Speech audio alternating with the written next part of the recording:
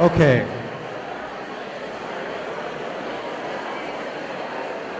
So I suspect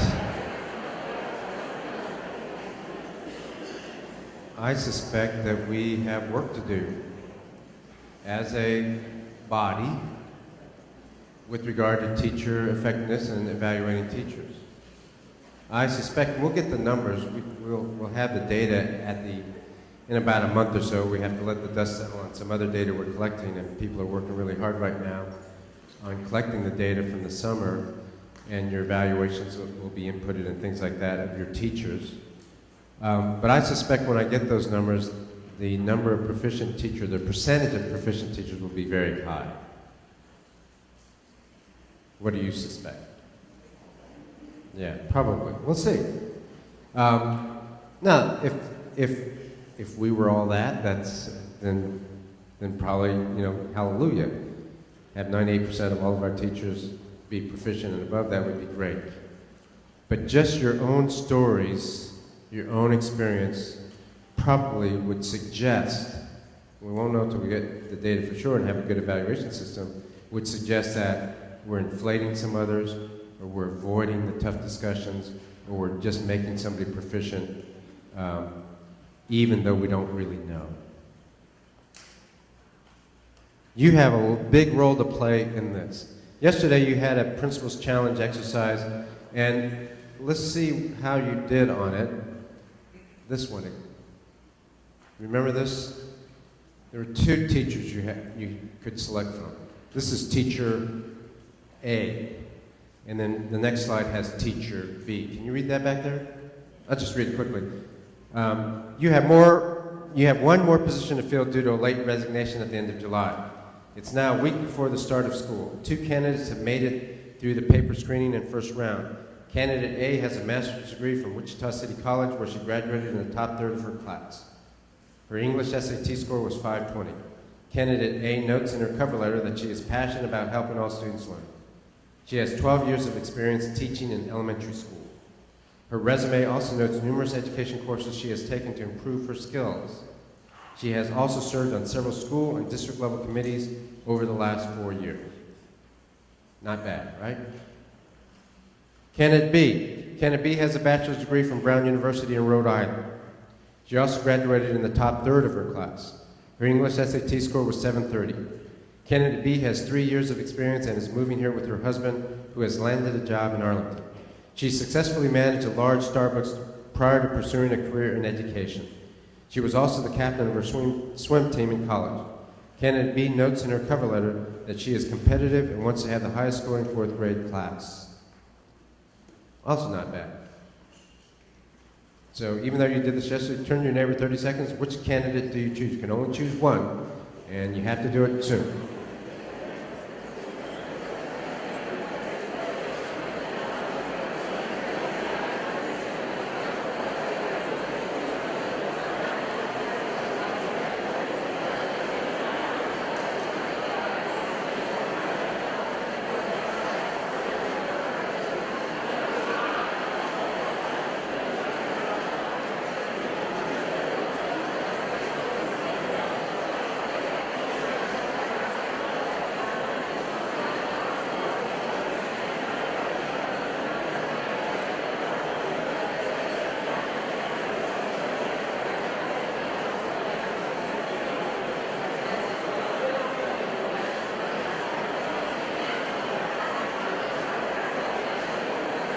Okay, I'm moving on because you did this yesterday.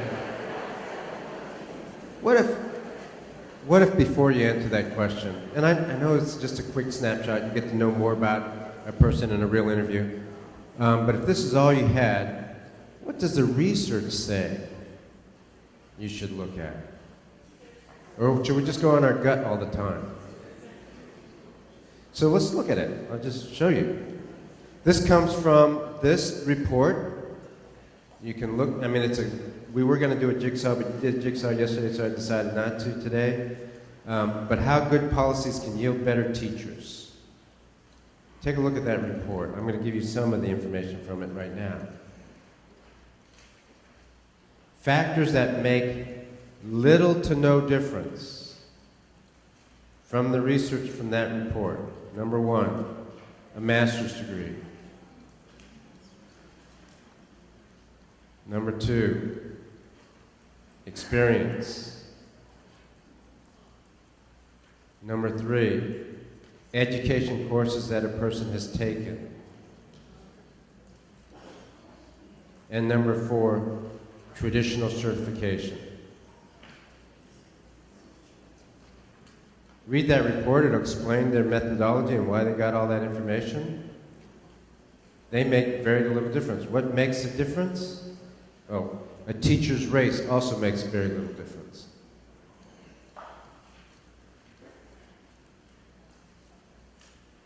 What makes a difference?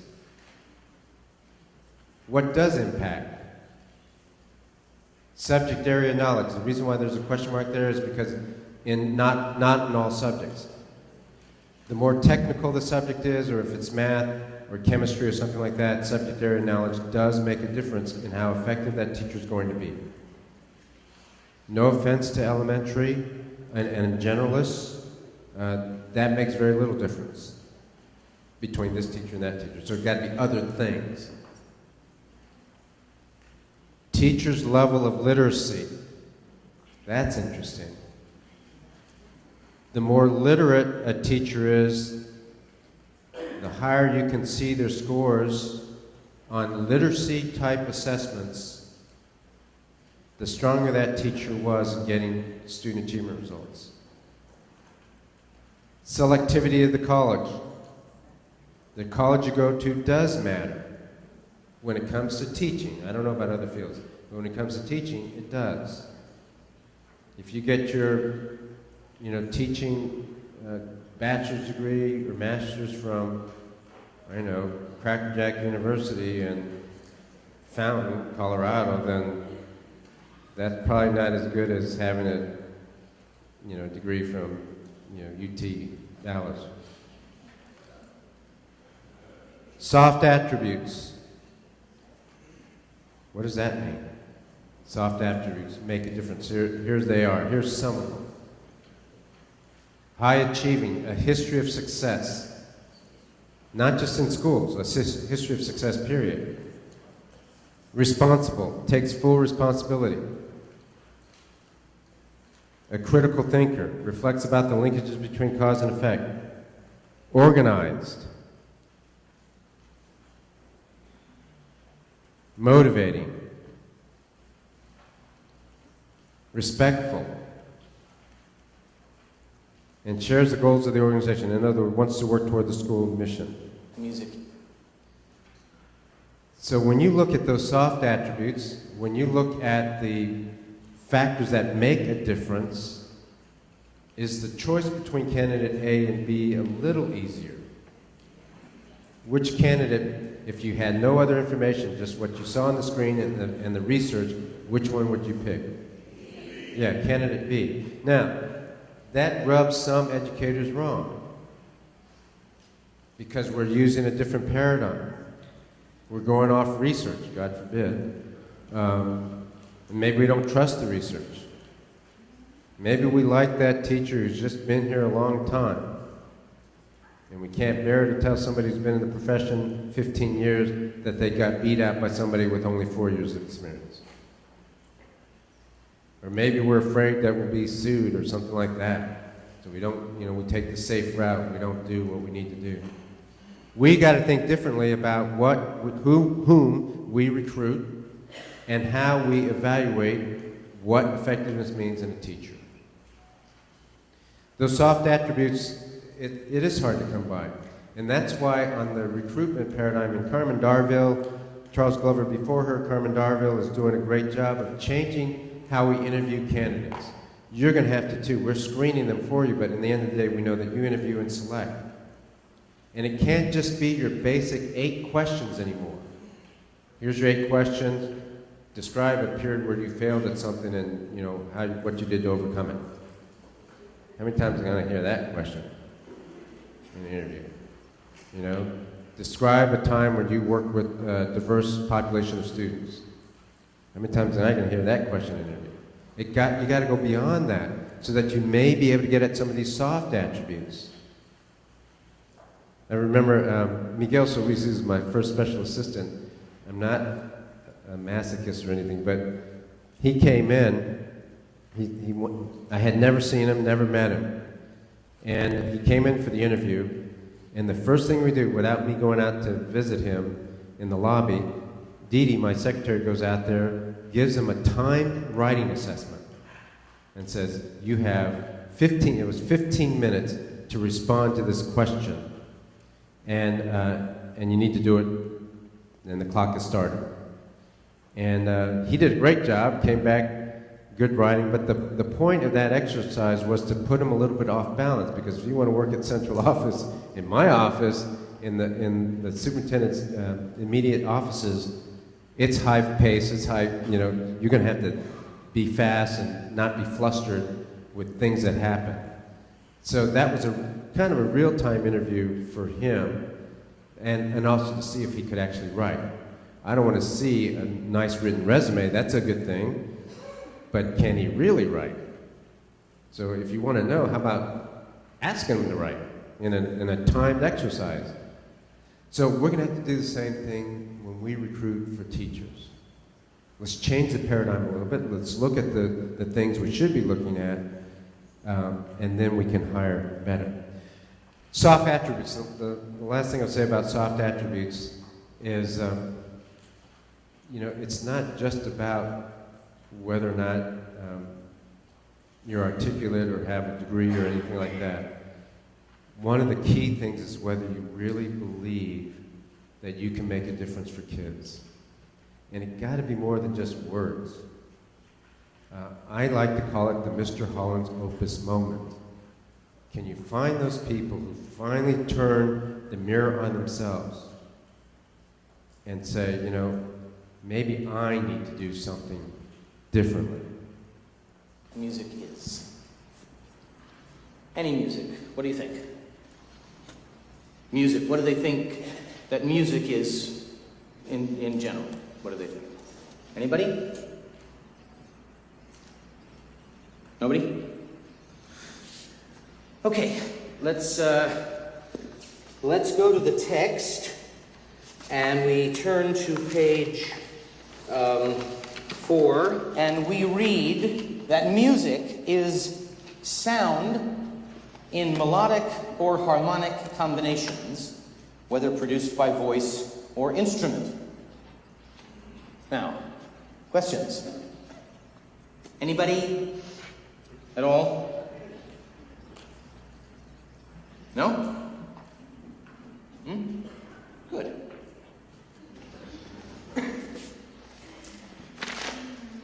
Name an American composer. Miss Swedlin. Your answer was... Bach. Johann Sebastian Bach. Oh, this is my favorite one. How do you know what key a concerto is in? Mr. Mims.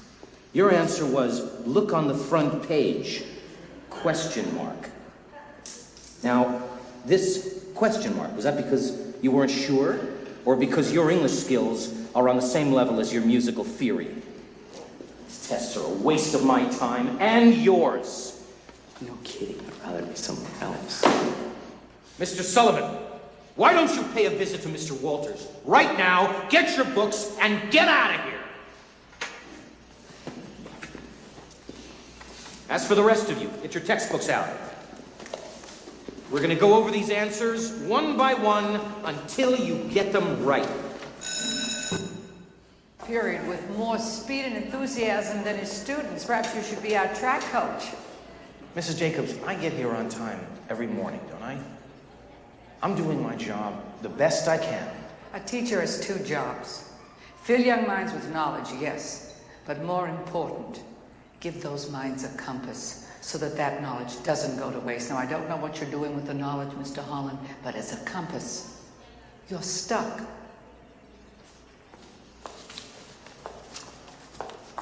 I really hate that woman, and I hate teaching, Iris. I hate it.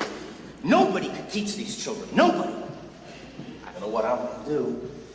They just sit there staring up at me. There's no there there. I've been trying to teach them.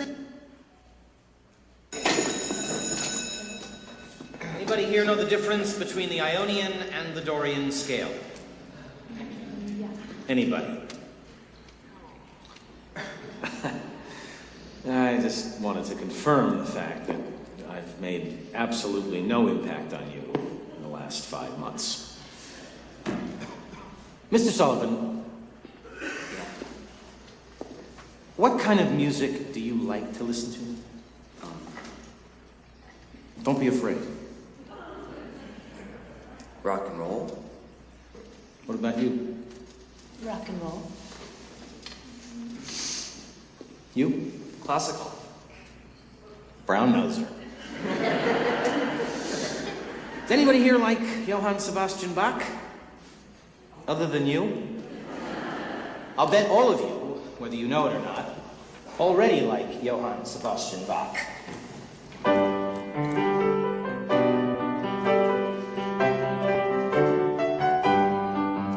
What's this called?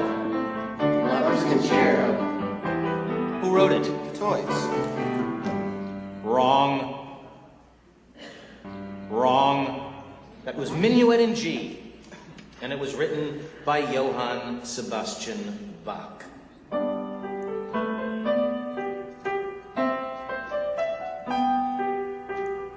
you hear it?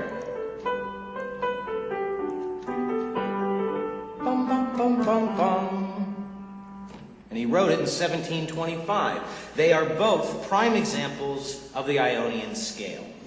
Now listen, and see if you can hear the connective tissue between what I just played and this.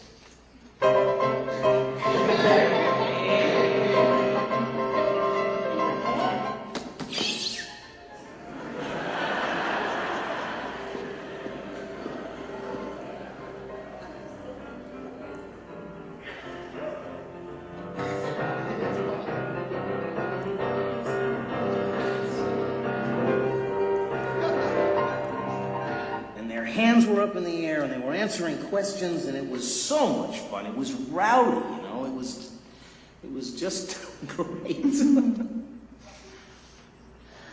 Hey, Yes, so what we need are more assistant principals.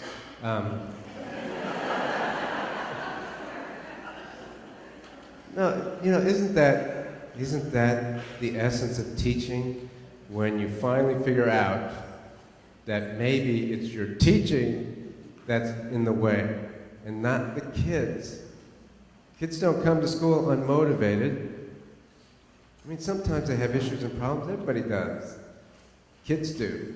Middle school kids do, I know. But they want to be successful. They want to learn. All kids want to learn. And sometimes we're the problem. And when we reach that moment, and if you can find teachers who've already reached that moment, you're going to be much better off.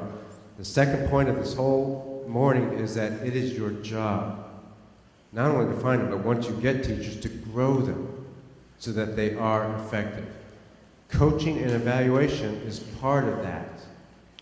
It should be used to help grow our teachers so that they're all like Mr. Holland's opus, Holland at the end of his time, his first year.